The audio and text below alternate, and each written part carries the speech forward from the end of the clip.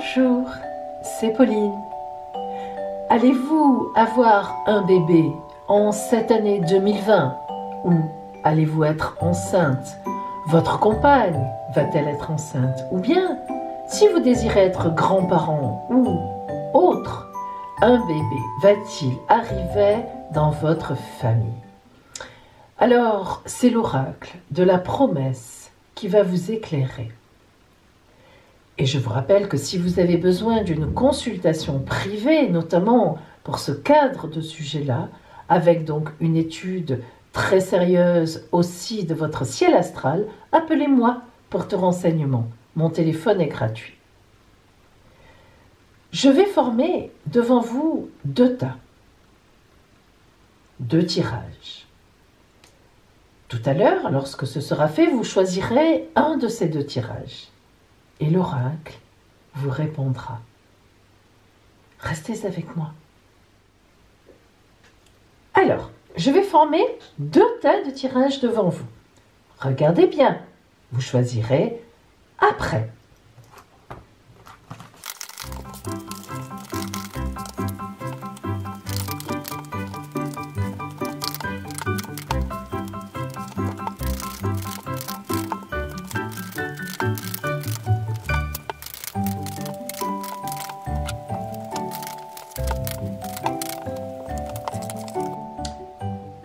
Choisissez votre tas.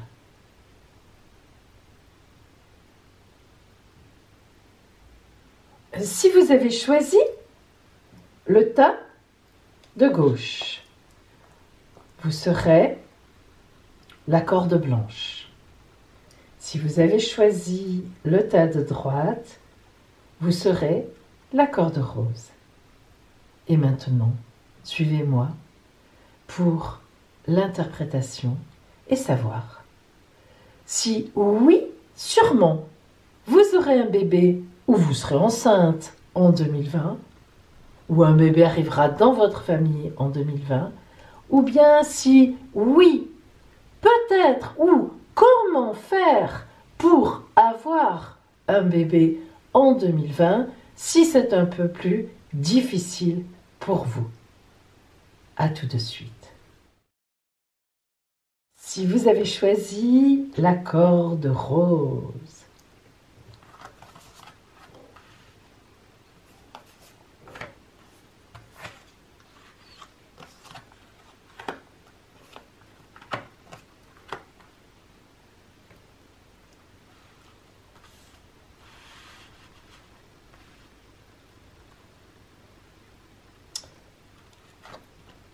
l'impératrice. L'impératrice est la femme par excellence.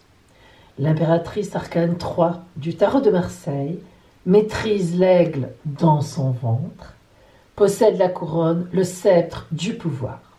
L'impératrice est la plus grande communicante du tarot. Lorsque l'impératrice sort, on a affaire à une femme qui est bien positionnée dans la vie, bien posée, qui sait exactement d'où elle vient, où elle en est et surtout où elle va. Et elle va mettre, cette femme, tous les moyens en œuvre pour arriver à ses fins. Donc, vous êtes très bien placé. Voyons maintenant, même si vous êtes très bien placé, qu'est-ce qui vous gêne, qu'est-ce qui fait obstacle, qu'est-ce qui est contre vous et même qu'est-ce qui en vous freine cette venue d'enfant? Ah, le ressentiment. Le ressentiment vient en fait de l'incapacité à pardonner. Et oui, il nous garde dans le passé. Il ramène en permanence nos pensées vers des expériences traumatiques que nous avons subies. Et puis, vous savez, il garde vivaces les sentiments que nous éprouvons envers certaines personnes qui sont responsables de ce qui nous est arrivé ou après qui on en veut. En fait, mes amis, le ressentiment, c'est comme une plaie ouverte qui ne se referme jamais. Que le ressentiment naisse de petits ou de grands préjudices, son énergie entraîne toujours les mêmes conséquences dans un cas comme dans l'autre. Il nous pousse à ressasser sans fin mais alors, mais sans fin.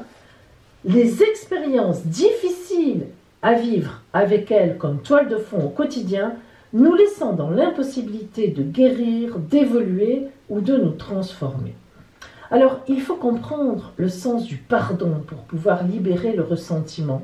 Vous savez, pardonner, ça ne signifie pas excuser des gestes, des mots, des attitudes violentes, voire criminelles, ou même décider soudainement que ces actes n'étaient pas graves. Non, hein.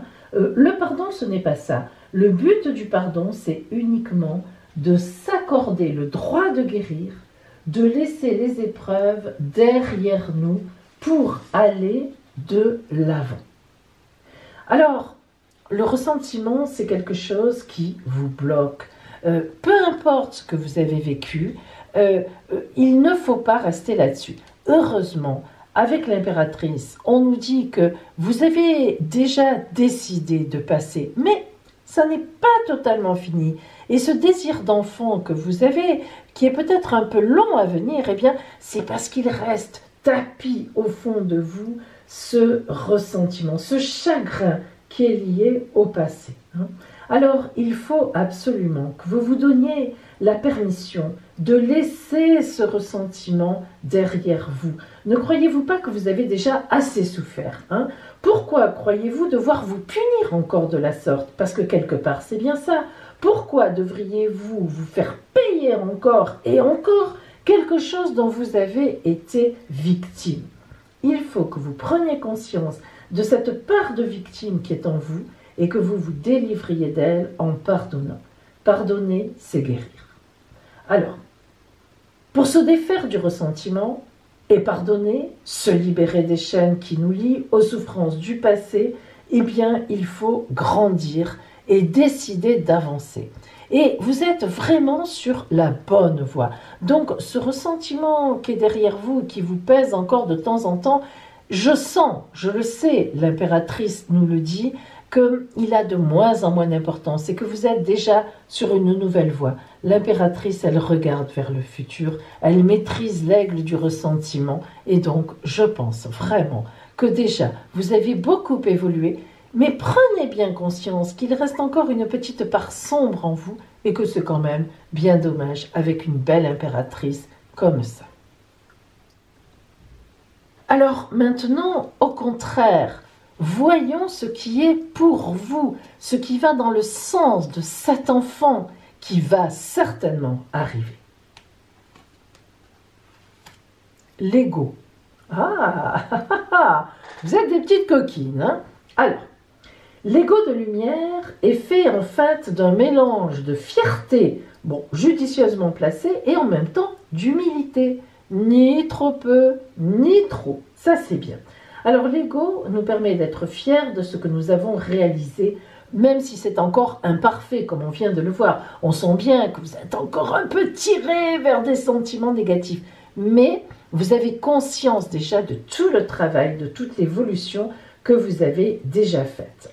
On sent que vous faites au mieux, que vous avez déjà fait au mieux, que vous y avez mis tout votre cœur. Alors, c'est ce qui va vous permettre non seulement d'être conscient de ce que vous pourriez améliorer encore ou de ce qu'il vous reste à apprendre, mais aussi vous allez savoir assumer vos erreurs et justement, vous aussi, vous les pardonner. Parce que, bien sûr qu'il s'agit de pardonner aux autres quelque part, enfin en tout cas de se dire, bon, c'est le passé. Mais nous aussi, souvent, il faut se pardonner. Qu'est-ce que j'ai été bête dans cette situation, mais pourquoi je me suis fait avoir comme ça, mais pourquoi je ne l'ai pas vu? C'était tellement évident. Non, mes amis, pardonnez-vous, vous êtes quelqu'un de chouette, vous êtes magnifique. La vie nous malmène, la vie nous met dans des situations parfois impossibles, on est triste, on a mal, on souffre. Comment voulez-vous qu'on soit toujours au top du top, hein? Alors, l'ego de lumière, il se construit en reconnaissant nos réussites et en nous pardonnant nos échecs. Voilà, on se pardonne. Il y en a marre maintenant. Il nous emmène à nous juger et à se juger nous-mêmes avec moins de sévérité et à apporter dans notre regard sur nous-mêmes la même tolérance ou la même indulgence que nous témoignons à l'égard de ceux que nous aimons. Hein? Quand on aime quelqu'un, on dit bon, il a fait ci, il a fait ça, surtout quand c'est pas quelqu'un de mauvais, hein, qui veut vraiment notre mal. On se dit bon, ben oui, ben, c'était comme ça, à ce moment-là, il a réagi comme ça, mais je sais très bien qu'au fond de lui, au fond d'elle, il n'y a pas de mauvais. Et bien voilà, on veut se dire pareil avec nous-mêmes. Hein? Vraiment, l'ego nous permet d'avoir la force et la confiance nécessaires pour entreprendre les changements indispensables à notre évolution. Et justement, quand on veut avoir un bébé, il faut avoir un ego, je ne dirais pas surdimensionné, ce n'est jamais bon d'être dans la surdimension, mais enfin, hein, il faut s'aimer, voilà, c'est très important. L'ego nous donne aussi la force d'assumer nos choix, de rester toujours droit dans nos bottes, et l'impératrice est celle qui est droite dans ses bottes, en accord avec notre éthique personnelle, en accord avec que notre chemin tracé par notre âme, tout ça en toute humilité, à notre façon, à notre manière, car c'est ainsi que vraiment on pourra pleinement remplir le rôle unique que nous seuls pouvons remplir, avoir ce bébé. Alors, maintenant que vous savez cela, vous allez laisser l'ego de lumière vous montrer votre valeur, vous permettre d'avoir confiance de vos qualités, tout comme de vos défauts. Bon oui, vous n'êtes pas un ange, vous n'êtes pas parfait, rassurez-vous, moi non plus, et je n'en ai jamais vu sur ma route. Vous êtes unique, assumez-le, et vous verrez que un petit ange viendra de vous, qui ne sera pas parfait non plus, mais qui sera unique, c'est une évidence. Nous allons voir maintenant là où vous en êtes. Très exactement. C'est-à-dire, en fait, si vous voulez, l'équilibre entre ces deux énergies. L'énergie un peu sombre, l'énergie extrêmement positive. Voyons le résultat de cela et comment l'oracle vous voit dans l'énergie actuelle, en ce moment. La croisée des chemins. La croisée des chemins est une carte oracle qui indique évidemment que vous êtes au moment de vérité dans l'évolution de votre relation. On voit bien que vous êtes au moment où vous choisissez de vous ouvrir à un amour plus grand. Vous êtes à un moment où vous choisissez de vous engager dans cette relation, mutuellement certainement d'ailleurs, hein, mais notamment vous, avec beaucoup plus de profondeur et de passion. Vous avez envie de prolonger cette relation. Alors c'est vraiment un temps pour prendre la responsabilité de votre plus cher désir et d'y donner suite, bien sûr. Hein. Vous allez être honnête avec vous-même quant à ce que vous êtes prête à faire ou prêt à faire, à investir ou à donner. Vous vous êtes rendu aussi loin que vous le pouviez dans cette partie de votre voyage avec cette personne. Et il y a un besoin maintenant de changement, d'évolution, d'amélioration de cette situation, et je dirais même plus d'une concrétisation totale. Et ça, c'est extrêmement important. Alors, sachez qu'en fait, autour de vous, on peut vraiment dire que l'abondance est partout. Vous avez vraiment choisi de voir cette abondance, de la voir, de la ressentir. Et vous n'aurez aucun mal à obtenir ce que vous voulez. En l'occurrence, être enceinte ou bien un bébé dans la famille. Parce que votre intuition, qui sait exactement comment vous conduire à votre bien-être, va éclairer votre chemin. Alors, vous voyez qu'avec cette carte, la croisée des chemins, finalement, l'oracle vous dit de cette énergie un peu sombre, un peu difficile, qui est comme un ciel de traîne, et de cette énergie formidablement positive, eh bien, vraiment, le résultat est que vous êtes sur votre chemin, vous êtes prête, ou vous êtes prêt pour votre compagne ou pour votre couple, à vraiment donc aller plus loin, vous engager totalement à 100%. Alors, maintenant, nous allons voir ensemble le message de la Mère universelle. Ce message, écoutez-le. Elle s'adresse directement à vous à travers ma voix. Notre-Dame de la divine présence. Tu as été préparé à me recevoir, à ouvrir ton cœur et à éliminer les humiliations et les doutes du passé. Tu as demandé à la lumière divine d'être avec toi et je te le dis maintenant, je suis vivante en toi. Ton souhait de servir le monde, d'être béni par ma lumière, afin de pouvoir aimer plus que tout, est exaucé. Quand tu ouvres ton cœur et ton esprit pour m'accueillir, chacun de tes contacts devient mon contact. Ton regard aimant reflète la lumière de mes propres yeux. Ma grâce vit maintenant en toi, elle circulera en toi, dans ton cœur. Et bientôt, notre grâce emplira ta création. Voilà pour vous qui aviez choisi la petite corde rose.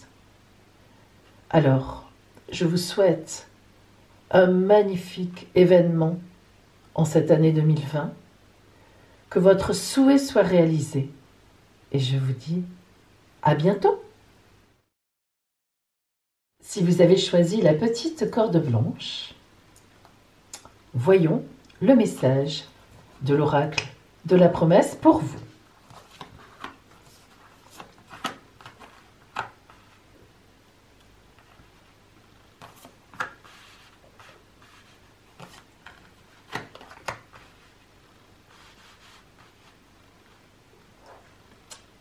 Alors, on va d'abord voir l'ambiance générale autour de votre question, les énergies générales de l'oracle. Le jugement. Cette carte est une magnifique carte oracle qui indique deux choses. Écoutez bien. Tout d'abord, si vous regardez l'imagerie de cet arcane, vous voyez bien sûr qu'il y a un appel, pour ainsi dire, divin, un appel de destinée. Donc là, déjà, on sait que par rapport à votre question d'enfant, vous êtes sur une route et il va se passer très rapidement, dans l'année 2020, un coup du destin, quelque chose qui est sur vous. Nous voyons ici que les personnages sont en prière. Et là, nous avons l'ange qui est descendu sur terre pour venir leur parler, pour leur être le passeur de cette annonce. Et évidemment, ici, l'ange qui, avec les trompettes, réveille. Vous voyez que lui, ou elle plutôt, sortent du cercueil. Et donc, on est réveillé, on est éveillé. Ça veut dire que vous allez avoir une prise de conscience, quelque chose qui va vraiment changer dans votre vie. Alors, lorsque l'arcane du jugement sort, c'est qu'on a un travail à faire sur soi-même, ou bien on est en posture d'attente dans la vie, mais toujours parce que à un moment, on a pris une route qui n'était pas la bonne, comme beaucoup de monde, évidemment. On a bifurqué, on s'est fourvoyé sur un chemin quelque part. Eh bien, le jugement annonce toujours la résurrection, mais la vraie résurrection, c'est-à-dire on vient vous chercher là où vous êtes et on vous permet enfin de reprendre et de continuer votre route. Alors, voyons ce qui est contre cette idée d'enfant. Au point de vue, bien sûr, je parle des énergies. La colère. Alors, la colère, c'est une énergie très puissante. Regardez la symbolique, ce dessin, la symbolique de ce dessin.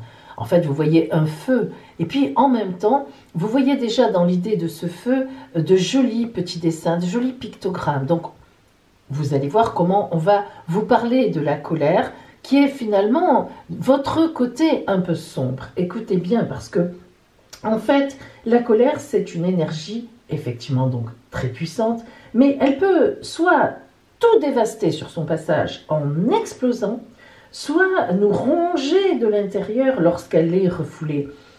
Lorsqu'on n'exprime pas la colère ou lorsqu'on l'exprime mal, cela revient au même, la colère nous vide de notre énergie et elle peut même finir par provoquer des maux de tête, des maladies inflammatoires, des problèmes de digestion, de véritables maladies. La colère, elle est souvent jugée comme une émotion négative, mais parfois, il est tout à fait justifié de ressentir de la colère sur ce qu'on nous a fait subir, sur ce qu'on nous a dit. C'est normal d'être en colère, on est des êtres humains. Mais ce qui n'est pas normal, c'est de la faire exploser n'importe quand et n'importe comment, et sur n'importe qui. Alors ça nous arrive à tous et à toutes par moments d'exploser de colère, justement au mauvais endroit, sur les mauvaises personnes et au mauvais moment.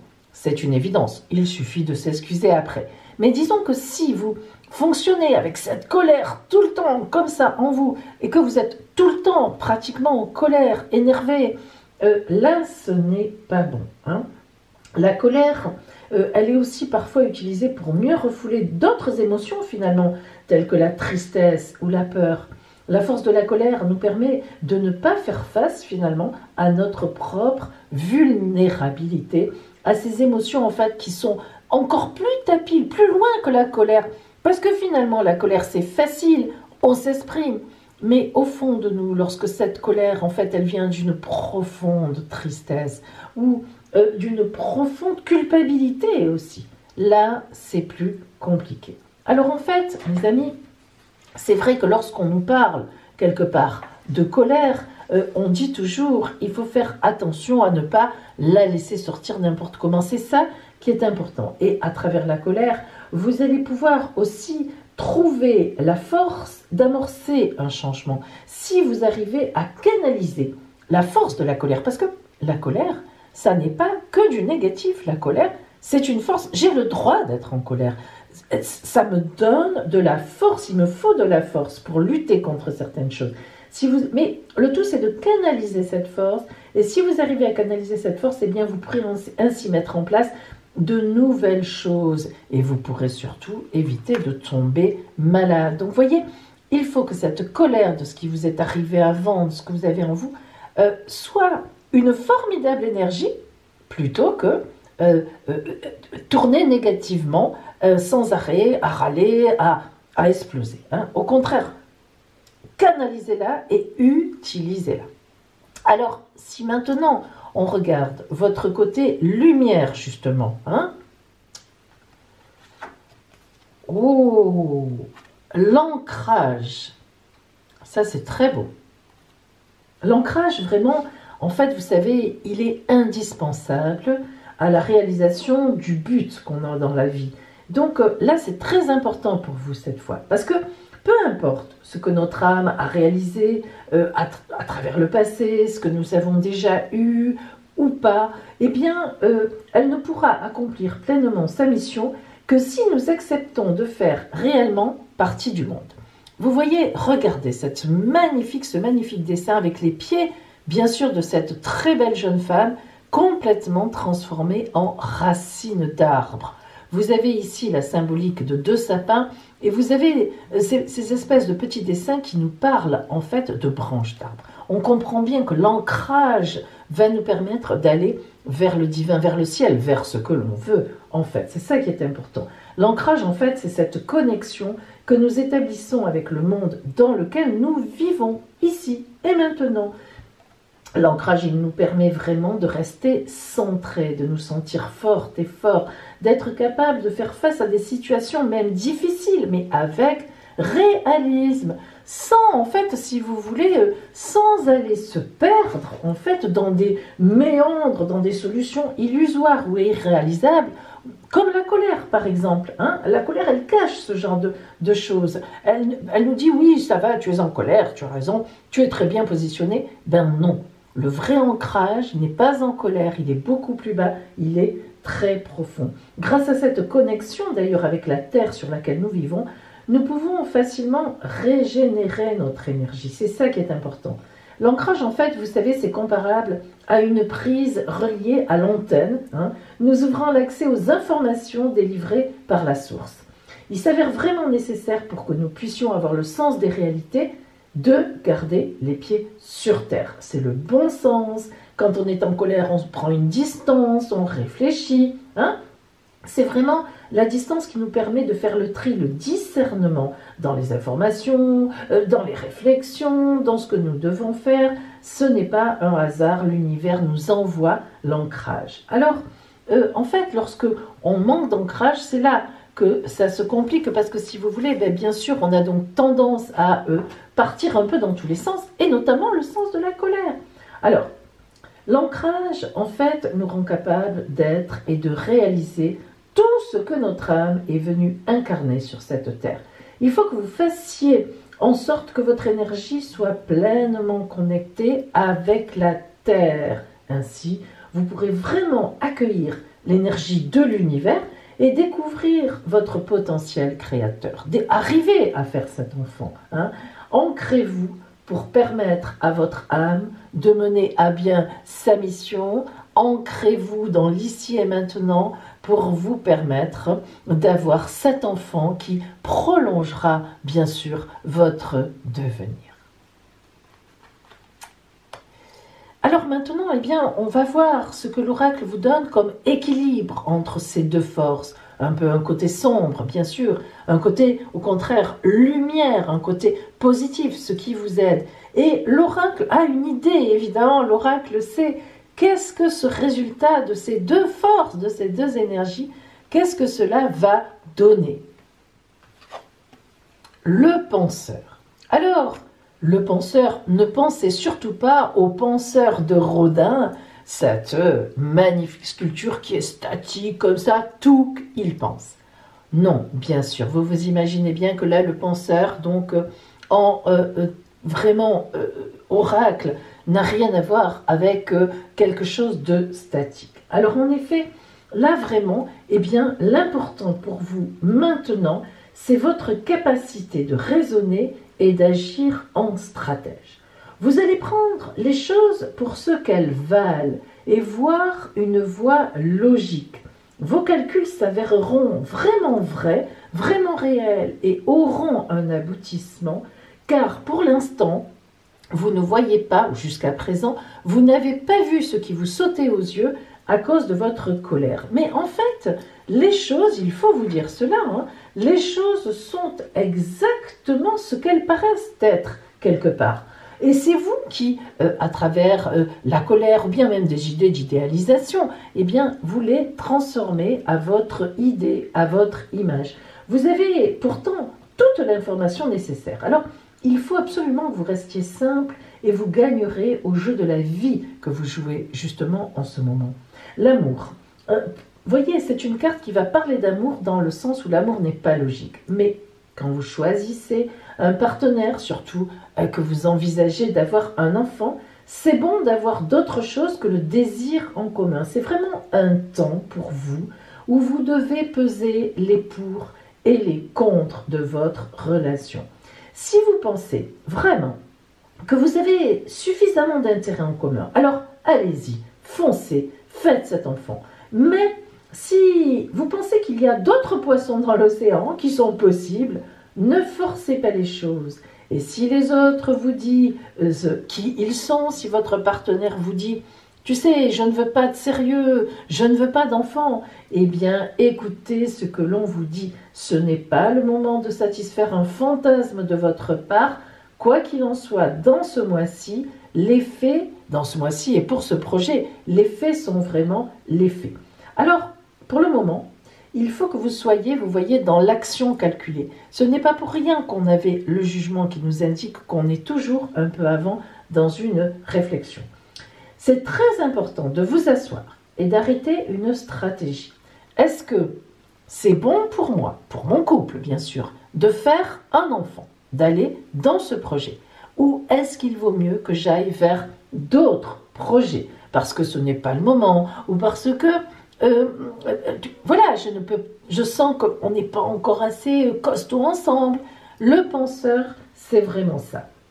Alors, voyez, vous pouvez même faire un petit journal. Et oui, figurez-vous que c'est très utile quand on a besoin de penser, quand on a besoin de faire du discernement, un petit journal de quelques jours. En général, cela suffit. Et vous allez écrire ce que vous allez faire, par exemple, dans la journée à chaque fois pour informer l'univers. que vous êtes sérieusement déterminé à attirer à vous l'abondance, quelle que soit cette abondance. Écrivez vos plans, écrivez vos stratégies, vos sentiments, décrivez-les, analysez-les, reprenez-les le lendemain. Et je vous assure que vous allez faire une grande route, un long chemin, et que finalement le discernement viendra à vous, soit en vous portant vers l'arrivée d'un bébé, soit bien en vous portant vers d'autres projets, bien sûr. Vous serez toujours à temps de revenir à celui-là, éventuellement plus tard. C'est vous, c'est votre discernement qui va prendre la décision. Et il est évident que sur votre route, si vous faites bien les choses comme il faut les faire, vous vous ramenez au présent, vous écrivez vos sentiments, on va vous aider. Vraiment, vous allez avoir une lumière divine qui va vous aider à prendre la décision. Alors, voyons maintenant, bien sûr, le conseil de la mère universelle. Alors, en fait, plus qu'un conseil, la mère universelle va vous livrer son message pour vous. Écoutez-le bien, c'est le sien. Notre-Dame qui envoie les anges. Splendide. J'ai d'immenses ressources et je peux te soutenir d'innombrables façons. Adresse-moi tes prières pour que je puisse t'envoyer mes anges. Les forces angéliques se joignent à mon plan d'amour divin pour t'élever et te montrer le chemin à travers les ténèbres des difficultés, menant à la lumière de la compréhension. Je te les enverrai, oui, je te les enverrai à tes proches, à toi, pour ton avenir, et ils t'apporteront la lumière qui t'aidera à trouver ta voie. Ne crains rien, n'aie pas peur.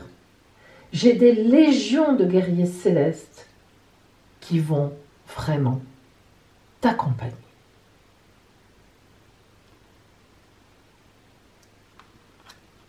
Voilà pour vous qui aviez choisi la cordelette blanche. Je vous souhaite un beau discernement. Je vous souhaite de retrouver votre route, étape par étape, avec l'aide de la Mère universelle, de vos anges, de vos guides. Je sais que vous y parviendrez. Je vous souhaite tout le bonheur du monde, et le vôtre surtout. Et je vous dis à bientôt.